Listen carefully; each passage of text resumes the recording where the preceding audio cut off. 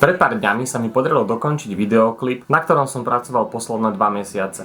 Téma krajnej poruchy osobnosti je pomerne komplexná a hlavne veľmi vážna.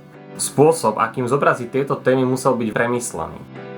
Samotná príprava bola obsiahla, pretože samozrejme potreboval som si naštudovať, čo človek v takejto situácii prežíva a ako ho vníma jeho prostredie. V určitých častiach piesne sme sa snažili tieto vizuály zobraziť obrazne a v kontraste k tomu sme stávali priame a konkrétne situácie, ktoré sa reálne dejú. To znamená, že v klipe môžete vidieť aj skutočné scény, ako človek sedí sám doma, zároveň scény, kde vo veľkej rýchlosti rozráža ľudí v meste a snaží sa tiecť situácii alebo sebe. A na druhú stranu sú vo videoklipe zasa situácie, kde hlavná hrdinka je zobrazená metaforicky. Či už na opustenom strome, kde okolo nej sa nachádzajú členovia kapely, alebo kde sme pre ňu pripravili neviditeľné pódium v strede jazera, na ktorom stojí a je úplne osamotená. Niektoré scény boli pomerne jednoduché. Tu nás sme si preverili svoju kondičku a s Denny sme krížom krážom pobehali okolité lesy. Potrebovali sme viacero scén s rôznou intenzitou, zobrazujúce práve priebeh tejto fázy.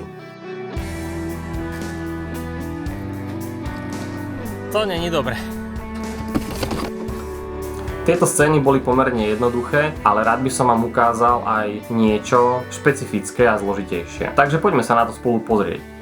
Prvou metaforickou scénou je nasadenie si masky, pretože nie vždy môžeme dať najavo tie pocity, ktoré cítime. Túto scénu sme pripravili s pomerne jednoduchou rekvizitou, bola to papierová maska, ktorú si dokážete na nete zohnať za 3 €, ale potrebovali sme do nej dostať tie prvky, ktoré budú skutočne zobrazovať to, čo človek prežíva. A chcelo to trochu sekundového lepidla, nejaké kovové odrezky a polámané žiletky. Tu nám pomáhal aj môj malý pomocník Jakubko, ktorému to išlo veľmi od ruky a veľmi sa tešil z toho, že môže pomôcť. Scéna sa robila na niekoľkokrát, ale nakoniec sme ju zvládli veľmi dobre.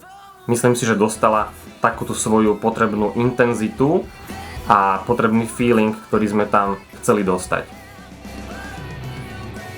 Pri potulkách okolo našej dediny som mal v hlave jeden strom, ktorý sa mi veľmi páčil. Je situovaný medzi 2 poľami a členovia kapely stoja okolo stromu. Keď samotná speváčka okolo nich prebehne, takmer bez povšimnutia a dostáva sa na strom, kde sa stáva stredobodom tejto scény. Šaty jej vejú v slow motione, mimochodom vôbec jej neviali, pretože nefúkal vietor. Táto scéna ešte mala byť zvýraznená svetlom.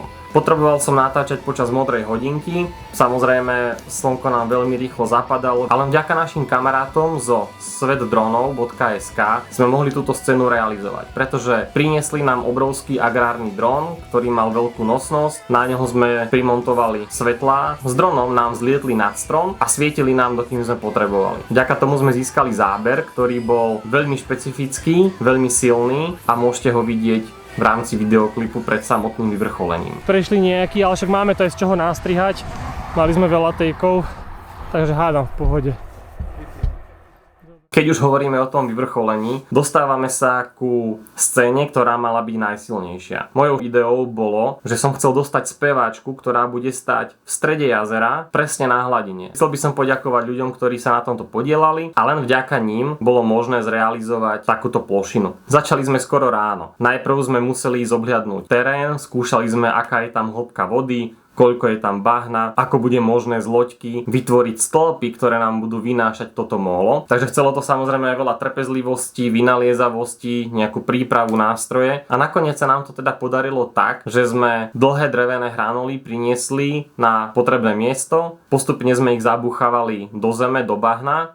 Keď nám trošku trčali, sa museli s motorovkou zrezať. Keď sme dostali všetky 4 na približne podobnú výšku, stále boli ešte nad hladinou. Plošina sa ešte musela zabúchať do zeme tak, aby sa nám potopila pekne pod hladinu. Toto sa nám podarilo a scéna mohla byť epická. Mohla byť presne taká, ako som si ju predstavoval, ako som si ju nakreslil, lenže namiesto depresívnej, zamračenej atmosféry sme dostali ten najromantickejší západ slnka, aký si viete predstaviť. Takže bohužiaľ tu nás som musel uznať svoju porážku ohľadom tohto plánu Ale to v podstate nevadilo, pretože skúsenosti mám aj trošku zo CGI a VFX, takže som nahodil koncept, ktorý už konečne dával zmysel a začal vyzerať tak, ako som potreboval, aby vyzeral. Potom samozrejme to chcelo niekoľko dní polišovania, čiže aby sa vypilovali detaily, aby som zmenil tie prvoplánovo náhodené silné efekty. A keď sa to postupne celé zjemňovalo, začalo to dávať zmysel a táto scéna už začala pôsobiť presne tak, ako pôsobiť mala.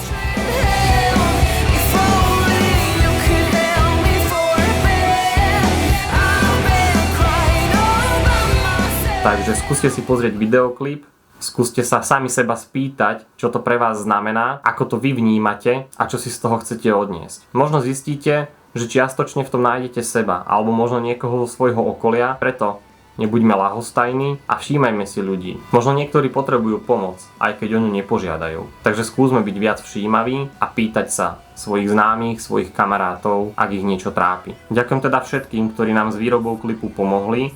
Bola to strašne dobrá skúsenosť. Ďakujem samozrejme kapele, ktorá mi tú dôveru dala a bola teda veľmi trpezlivá.